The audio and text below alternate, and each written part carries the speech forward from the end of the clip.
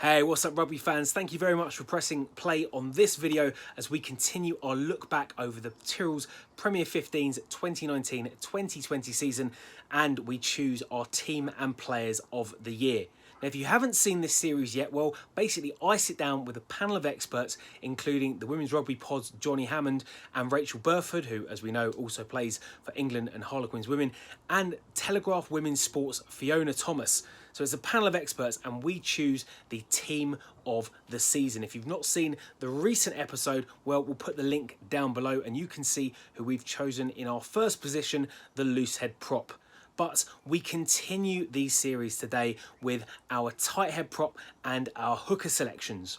In terms of criteria, well, the players that are eligible have to have played at least 8 games for their club this season, and we choose them where they've played the most in that position. So that's enough from me. Let's get into our selections. Okay, so moving on from number 1 across the front line to number 3. And again, quite a few names for Tighthead Prop here. Fiona, would you want to kick us off? Definitely. Another tough short list to choose from, that Tighthead. Sarah Byrne obviously has to come up into the mix just because she's an all-round brilliant runner, using her centre days, like literally in every single game to do those storming runs that she has done for club and country so often. Laura Delgado was another one that caught my eye simply because, she's been a mainstay in the DNP side this season. 10 starts, 2 tries. I know it's not all about the tries being a Tighthead prop, but she has so often steadied the ship for DNP in what hasn't been the most successful season for them. But yeah, for me, Shauna Brown at Harlequins, that tally there, 11 appearances, and again a bit like Hannah, in the sense that she is so prolific near the whitewash. Great ball carrier, and just a kind of great ambassador, I think, for the women's game at the moment. She's a really, really lovely girl, and she's definitely come on a lot since she's been at Harlequins. And on the pitch, you can just see that innate athleticism that she's got, especially obviously with her background in athletics, previous discus thrower, all that. She's just a real kind of leg busting sort of rugby player. Okay. She gets a nod from me. Brilliant. Okay, so that's one from Shauna Brown. Rach, do you want to follow that up? With my expert front row knowledge. So I had 3 down. So I just want to mention Laura Keats. It's great to see her back playing. Miss seeing that girl play, not miss playing against her. But yeah, she had a horrific injury just before the World Cup. So it's good to have her back. I don't think we've seen enough of her yet for her to make top team this season. But mark my words, she will be in the running following this year. Shauna Brown, I think, Fiona makes some great points about her development over the year. It has just been unreal. Remembering she's just moved from back row to prop, so she's finding her way in that front row position. But she's trying to keep all her back row, around the park and trying to learn and understand the game a lot more. But there's you can't look past Sarah Byrne again. She's just so fierce to play against, and I hate playing against her because she always runs down my channel. But for me, a player that I don't particularly like to play against is Loughborough Lightning Dalika. She's just a different level. She always has another gear to go. She's really powerful in the contact and seems to burst through, and she just always is on people's shoulders. She's always there, so she's a real athletic prop as well. So for me, I was going to give it to Dalika. Okay, fantastic. Let's talk That's to the expert.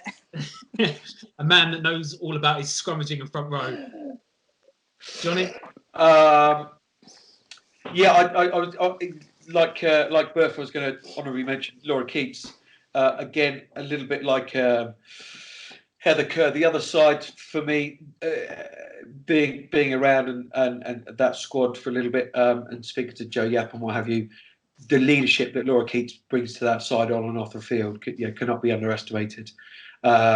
again, one of those people just draws everyone in. And that's a fairly young side, and they've had a bit of a bumpy road and what have you. And actually, her return has coincided with their upturn of form. So, yeah, Laura Keats. The only other name I was going to mention, because I think everything's been said about Shauna Brown. 10 tries, and again, you can't underestimate, if you're scrummaging for 80 minutes or 60 minutes, whatever it is, to then do the carries that she does is just absolutely phenomenal.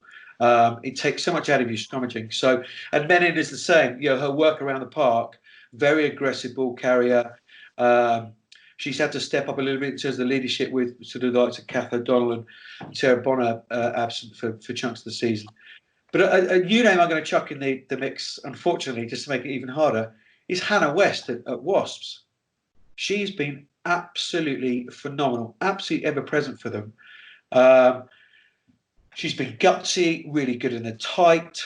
Took Bristol scrum to pieces down there. Scored 9 tries, very, very good in the ice. Not shy of a try or two. For me, I'm trying to veer away from the headlines and the try scores. So for me, it was between Menin and West. And just to be controversial, I'll go West. I think all of you have got some really, really good points here. I think some of the names that you've thrown around, some of the best tight heads, not just in the country but certainly in the world. It's difficult because obviously I'm the one who's going to have the deciding vote here, which puts a big target on my back. I think absolutely right. I mean, Hannah West.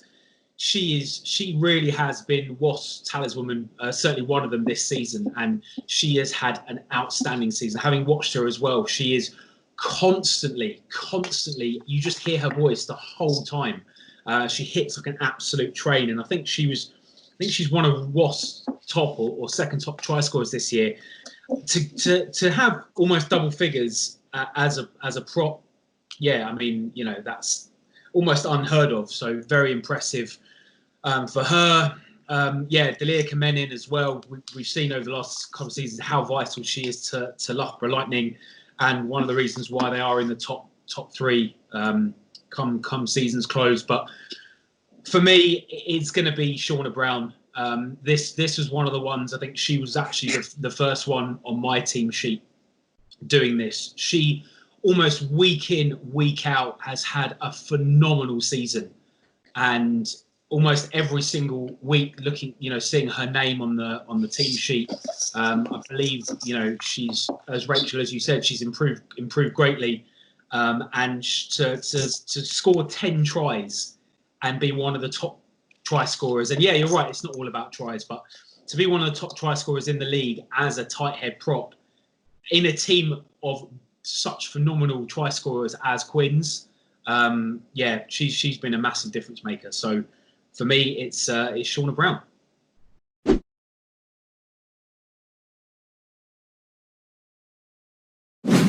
We've done the props, and now it's time to move on to the hooker. Number 2, a pivotal role in any team. And we're going to start this one with someone who is an expert when it comes to the front row, Johnny Hammond. So, Johnny, do you want to maybe throw a few names in there? Expert is a very loose term. But seeing as I look like Richard Cockerell, and it was my exposition, it's a reasonably long list. Clara Nielsen at Bristol, again, had to step up, done some good leadership work this year. Connie Powell, I think, worth a mention at Gloucester Hartbury. Been very good with that, reasonably good with that. Her arrows, 10 starts for her, and she doesn't mind a try or two as well. Totosi at Loughborough Lightning, I think, is worth a mention as well. The Canadian, very good in the tight. But for me, it's Mackenzie Carson, Saracens woman. She has been tearing up trees. Again, part of a front row scoring 8 tries when I hardly did that in my career. But to score it in one season, Mackenzie Carson has been absolutely everywhere. And she's been doing some phenomenal stuff on Instagram during the lockdown as well. So, Mackenzie Carson for me. That gives her an extra added half a point for her social media activity. Fiona? Yeah, I kind of thought the same. There was one kind of standout hooker for me here, and that is Carson as well. Her impact from Bristol has just been immense. Connie Powell from Gloucester, I think she's been a real kind of lead and helped Gloucester a lot in kind of them stepping up to the plate. I remember watching the match they played at Allianz Park against Sarries, and for a good 70-80% of that game, Gloucester were right under Saracen's skin, and Connie has been instrumental for them this season. But again, just to reiterate what Johnny said, I think Mackenzie has just had such a tremendous impact in that front row, and yeah, just lethal in terms of her ball carrying, her finishing, and just a really domineering figure in that Saracens forward pack. So for me, it has to be her. Okay, 2 votes for Mackenzie Carson. Berth, before we come to you, obviously we've said that we're choosing players that have played the most in that position throughout the whole season. Does it matter that she's kind of switched between front row, back row, or for you is Mackenzie Carson nailed on for this number 2 slot? Yeah, well, I think she's taken that 2 spot. She's had a phenomenal season, and look, we've got a 3 vote for her because that's who I had down. Yeah, I think what she's done is like she's not left her back row ability behind her, a little bit like Shauna, trying to keep all those elements in her game. And she's just one of those players, again, that props up and does things that you just do not expect. And they're the type of players that you want in a team because they're the ones that are going to catch people off guard and ultimately, put your players in the right position at the right times in order to win games or to secure points. So, yeah, Carson got the vote from me as well. One of the name I wanted to mention, but obviously with the restrictions of playing amount of games, whatever, was Cleena Maloney. I think she's been exceptional for Wasps as well, but hasn't played enough, dipping in and out with Ireland camp and what have you. So just felt she needed a mention. Absolutely, no, couldn't disagree at all with any of those points. Again, for me, I think, Clara Nielsen for a Bears team who's sort of been up and down. They've got quite a young team. She's been really influential as one of their sort of joint captains this year. Again, when you're looking at hookers, you can't look past the likes of May Campbell at Sarries as well. She maybe hasn't got as many minutes. But again, whenever she comes on, she hits hard. Her lineouts are sublime. But agree with the 3 of you. Cannot argue with Mackenzie Carson. She is an absolute force of nature. She's almost feels like it's come from nowhere.